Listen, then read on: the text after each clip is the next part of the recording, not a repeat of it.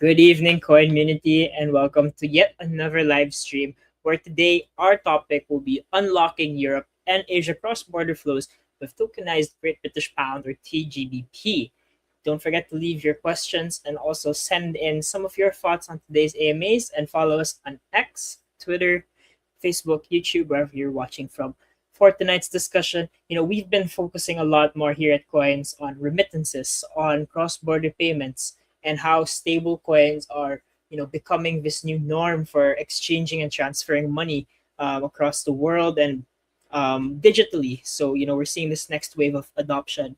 And with me, I have the COO of tGBP, Josh Reyes. Josh, good evening from the Philippines. How are you doing? Hey JC, thanks for having me here. How are you doing, Josh? Yeah, doing well. Awesome. All right. So, yeah, I sent over some questions for you, and basically we can go through those, right? So the first one is maybe just introduce yourself a bit to the community and tell us about your journey into Web3 and how you came up in the tGBP team. Yes, so like you mentioned, I'm COO of tGBP. I've been working in Web3, or I guess back in the day we just called it crypto, since 2017. Worked on a variety of protocols, but I guess most recently it's from tGBP. I had also founded a stablecoin wallet called Minky, which was focused on savings and remittances, to a lot of emerging markets, including the Philippines. That was eventually acquired by Zengo. And I also built self-custodial and decentralized peer-to-peer exchange, which kind of used to be the default way a lot of people traded crypto before great tools like Coins.ph were introduced. Awesome. So from that, I built up a lot of stablecoin experience, met the team through that journey. And then, it was just, I guess, the next natural extension. Yeah, that's what we're seeing a lot of. So I guess maybe people have heard of stablecoins, they probably use it as well. But for those hearing about tGBP for the first time, what is it and what problem was it created to solve? Yeah, so I'll give a brief history as well too. So historically, tGBP or tokenized GBP has been it's been issued by BCP Technologies. So we've been a retail exchange like Coins.ph since 2018. I know you guys have your own stablecoin, PHBC as well. We were one of the first regulated exchanges in the UK when crypto regulation came in 2021. And in 2023, we approached the regulator to launch a stablecoin. Took a very long time, almost a year and a half of regulatory scrutiny, but we achieved, I guess, regulatory approval, or at least permission to launch last summer. So really, the motivation behind it was that the UK is such a large crypto market.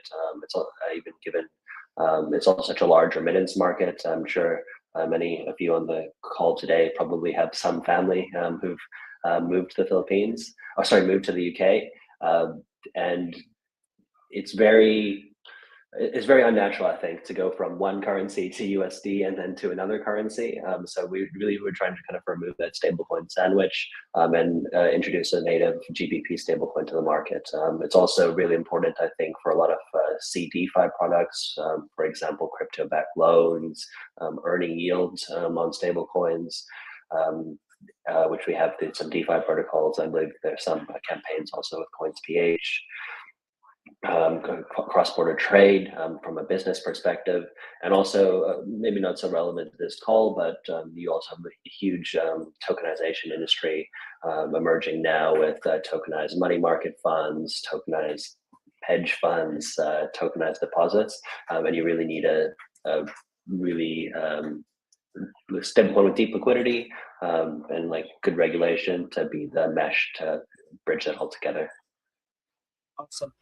And I guess maybe some people will be wondering. So, what are some of the biggest pain points that businesses and individuals still face when moving money between Europe and Asia? And as you mentioned, that stablecoin sandwich, I think was the term you used, and that you had to convert, right? But maybe there are other pain points in the industry that, with the digitalization of currencies, there's some nascent kinds of problems that arise with that too. So, tell us about that.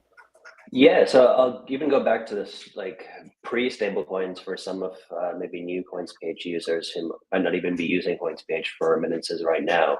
So before, if you let's say wanted to send money from the UK to the Philippines, you'd use Swift. Uh, Sorry, echoed a bit, but you'd Swift, and that would require correspondent banking. It would probably take T+2, so 2 days or more to send money, and there'd be a lot of fees, generally kind of 6 to 7%, which really for the average retail user is just uneconomical and not really fair when you just want to kind of send money back home or send money back to family. So then stablecoins came about, really driven, I guess, by USD stablecoins. So originally USDT, and now USDC is also getting a lot of those flows.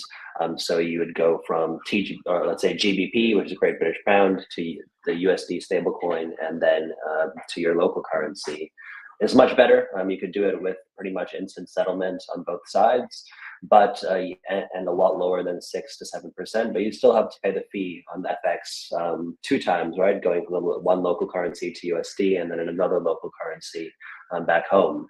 So, and usually on most retail exchanges, that's about 1.5%, at least here in the UK. By introducing a local stablecoin for where those funds are originating from, you can actually avoid that 1.5% fee because through some partners that we have here in the UK, I can mention like Coinbase and Kraken for, let's say, UK users, or if you have family in the UK, they can use that to get one-to-one minting, so they don't pay any fees, and then they can send that to your Coins.ph account, where you can off ramp with pretty good fees back to PHP or Filipino peso. Awesome.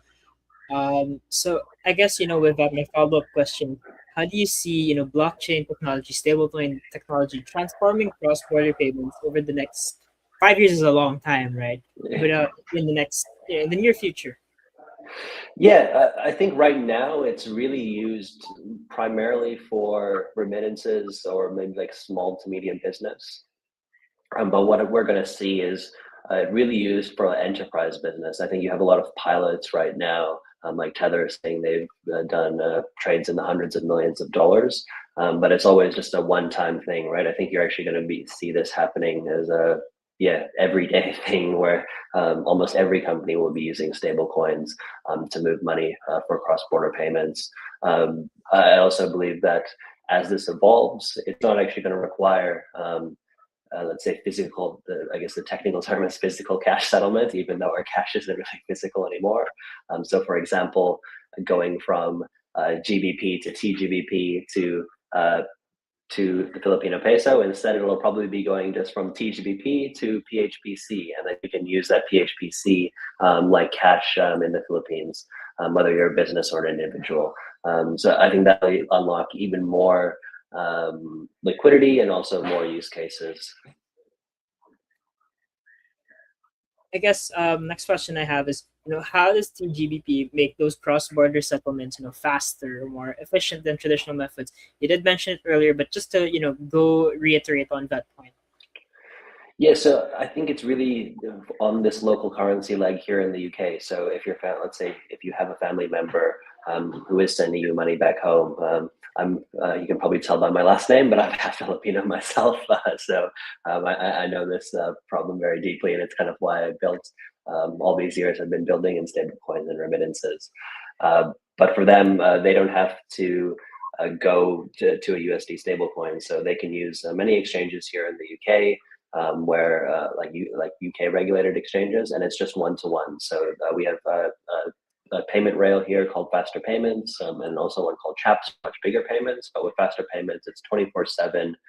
You send GBP into one of these exchanges, and you get tGBP, and then that can be sent to the Coins.ph account. And then also, say if you do want to not like off ramp the entire amount, I know in some markets, you actually might hold USD or like non-Filipino pesos for a while. That might be your savings. You can also access like all the great features on Coins.ph to maybe earn extra rewards, or you can go on chain to earn rewards, protocols like Morpho, etc.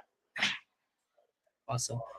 The next thing I want to cover is, what is the experience like, right? So unlocking those cross-border flows. So Maybe you can walk us through a real world example of how someone or a business might use tGBP, and maybe you can give an anecdote of maybe a community member or a merchant vendor partner that you guys might have, and what's that like for them? Yeah, I'll break it up into, I guess, one from an individual, because I'm sure a lot of people on the call are individuals, and then also from the business case. So for an individual, it's usually, yes, you're sending money to family back home, or maybe just to your own personal account back home. So yeah, we have great partnerships with almost every UK retail exchange here. If not the one that you use, they'll probably be supporting tGBP one-to-one within the next 2 months. So that's as simple as, yeah, using that exchange for your UK use, as faster payments, getting tGBP, sending it to Coins.ph, and then either keeping the tGBP there and then off ramping it or spending it as needed. You can also, like I said, earn those rewards. For a business use case, that's also very interesting. So let's say you are a supplier for a shop. Let's say, I don't know, I always miss, I actually, I'm here in London a lot, but I also live in Lisbon. In Portugal, I don't have a lot of Filipino food, so I like being in a big city. But you have these small shops, and of course, they're ordering all our ingredients and sauces from the Philippines back home. But how does that? This shop now is taking GBP to sell their goods, but then they need to pay their supplier back home in the Philippines. That supplier in the Philippines doesn't have a GBP account. So one, they can have a Coins.ph account and just accept tGBP payments, or they can also use tGBP directly through a lot of our, let's say, more enterprise partners. So they can actually spin up GBP virtual accounts with we have a sort code and account number here, and then they can receive GBP payments from their customers. That could also be used the other way, for example. So say you have to make a GBP payment. Let's say you're doing business here in the UK and you have a supplier, and you're the customer. So if you need to pay them, again, you can just pay them in tGBP directly, and they can handle that. But you can also use these accounts then to just burn tGBP, and then they would get the GBP payout directly into their bank account. So it's almost like giving GBP bank access without all the headache of actually creating a bank account in the UK. Thanks for that, Josh. I guess another question that I have here is something that's more forward looking, right? So, which industries or user groups do you think will benefit the most from tGBP? Yes. So again, if you are sending remittances, I think this is a switch, especially from the UK. This is a switch you should make today. Do you want to avoid the state? So what is a stablecoin sandwich? Like I mentioned at the start. So you can imagine the two pieces of bread. One is GBP, the other is PHP, and in the middle, the filling of the sandwich is USDC.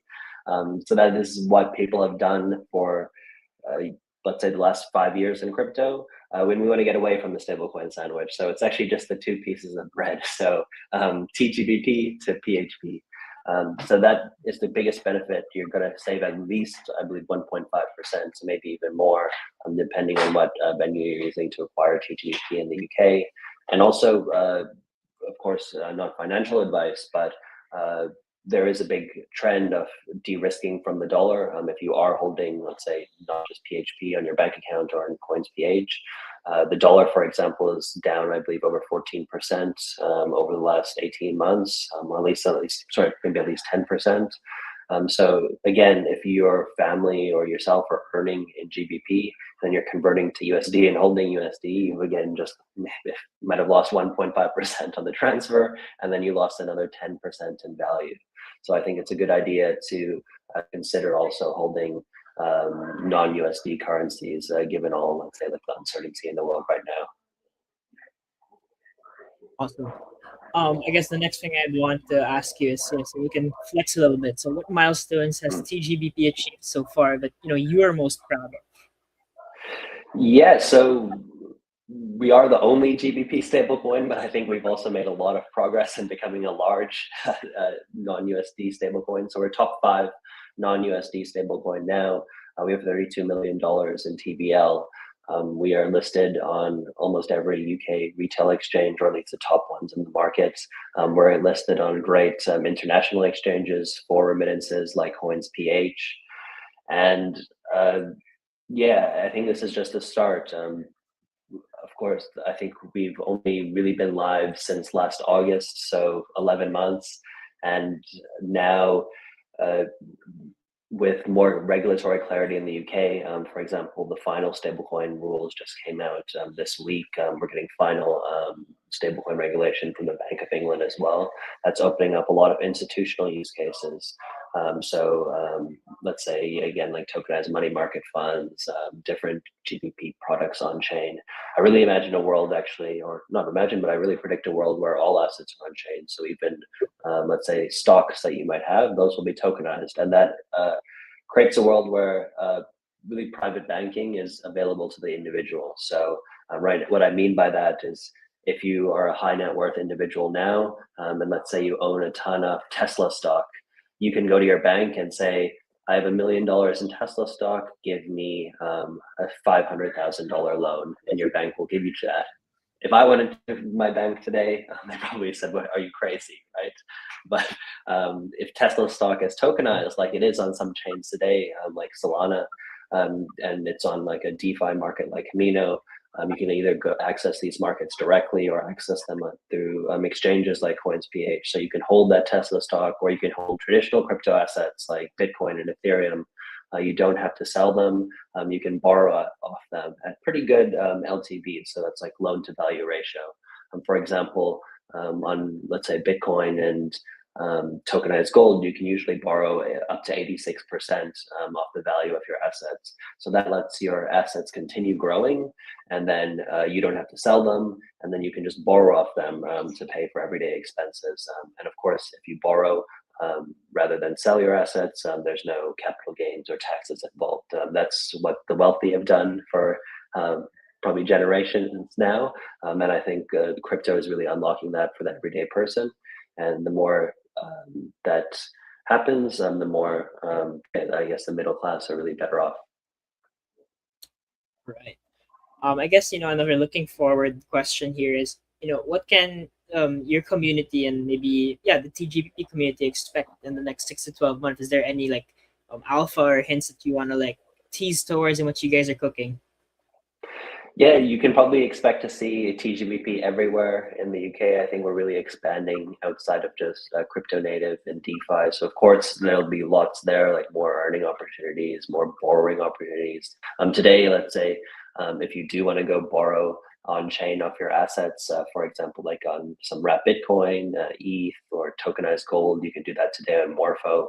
That's going to get more and more integrated with different apps like Coins.ph as these products roll out. And then also in payments. So I think Coins.ph does an amazing job in the Philippines. I think actually as a global leader, I wish every exchange you could do all these payments, like government payments, utility bills payments directly from your exchange. Yeah, if you are a UK user and you're using tGBP, I think yeah, you'll probably see that in Coins.ph or even in like other UK tooling, or even some of these like say a utility bill provider might accept tGBP, so then you can just send it directly from your Coins.ph account. So we're really working towards these real life use cases, as well as an institutional and as well as a DeFi thing. But I think that's really exciting for the everyday user that's probably on this call. Awesome. Next, I think I'd like to ask. So we had a question earlier about like the whole how does blockchain transform cross-border payments in the next 5 years. What about for you? If you could fast forward 5 years from now, so that's like 2030, 2031, what would success for tGBP look like, and what does that adoption that you envision hopefully, how does it manifest? Yeah, so I think not just for us, but for all stablecoins, I mentioned again, getting rid of that physical settlement. So much of tGBP now, or even just any stablecoin, is used as a bridge back into the fiat world. But I think stablecoins will just be cash in the next 5 years. Of course, for us, we'd like to be the #1 version of GBP Cash. And we're that now, and we want to keep that position as competition will inevitably come into the market. But we also hope that for all our, let's say, counterparties in other countries like PHPC in the Philippines, we hope that yeah, you don't have to offer them to PHP. You can just use that as a regular wallet and how you use that every day. I think this would when you keep that liquidity in crypto on chain, that could be used in other protocols. Let's say that could be used to provide liquidity for these cross-border swaps. So if people are going and you can earn some of the fees, or it could be used with earning protocols, or to be lent out, or to borrow. This programmability and composability of crypto really opens a world of possibilities, and it opens really good earning opportunities for the everyday crypto user, and that'll come. Yeah, it really come about once we really stop just off-ramping our stablecoins for cash and really only do it as needed. Awesome. And I guess my last planted question would be, like, what advice would you give to builders, users, and investors, I guess, who want to be part of that future of cross-border finance? Yeah, for builders, I'd say just to stay the course. Like I mentioned, I've been building in crypto. It's coming up to a decade next year. It probably gives away my age a little bit, but don't stop. Anything great in any industry takes time. I think the market goes up and down. This is probably my third, third bear market. It seems like the worst, but I think you just have to keep building throughout. Yeah, so it's always darkest before the dawn is what I tell a lot of my friends.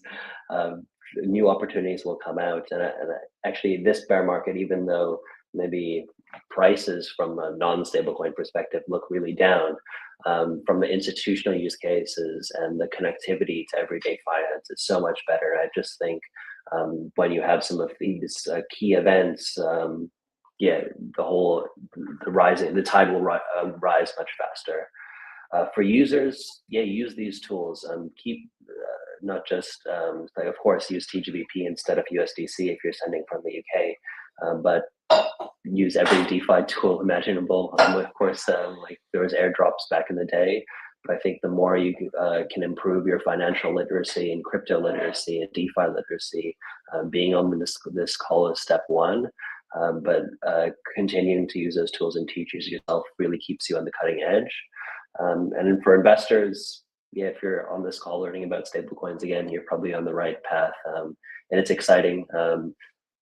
Probably valuations on a lot of the enterprise stuff hasn't really come down to what you'd like it to be, but it just shows like how integrated crypto is into traditional finance. And I think, a lot of people say, okay, we're 80% of the way done, and now it's just the final 20 where there's not a lot of value. But how I see it, it's probably only 20% integrated, and now that we've really achieved regulatory clarity, institutional acceptance, the remaining 80% is going to be unimaginably bigger than what's happened so far. Yeah, gotcha. All right, so I think there are just a few community questions here. So this is the first one, if you can answer this one. So Kickax, they ask, what networks is tGBP available in, and how do fees differ across networks, if you can answer that? Yeah, so we're across 8 networks with Coins.ph. It's available on Ethereum and Base. On most, let's say if you're sending from another platform in the UK, we recommend either Ethereum or Base. Base, of course, is the lower cost one. It's usually sub 1 cent fees. Ethereum, these days it's still probably in the cents. We are also on Solana, Avalanche, BNB chain, Gnosis chain. We're launching Arbitrum very soon. Probably missing a few, but let's see. Polygon as well. But Ethereum and Base are our main ones so far. Polygon, actually, followed like very closely by Polygon and Solana. I would say a lot of our DeFi opportunities right now are on Ethereum, but they're quickly going to expand to both. At least Base and Solana very quickly. Right, so Kickax also has another question. So aside from, as you mentioned, the sandwich, one less exchange from GBP to USDT, USDC, what are other noteworthy advantages of using tGBP? So you've mentioned a lot, but you can pick out your favorite ones. Yeah, so one is keeping value in a non-USD currency. Like I said, I think it's at least 10%.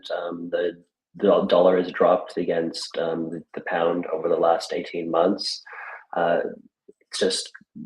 It's very, again, I'm half Filipino, I'm also half Indian actually, and we've been told from a very young age to keep US dollars, but I think that is really changing.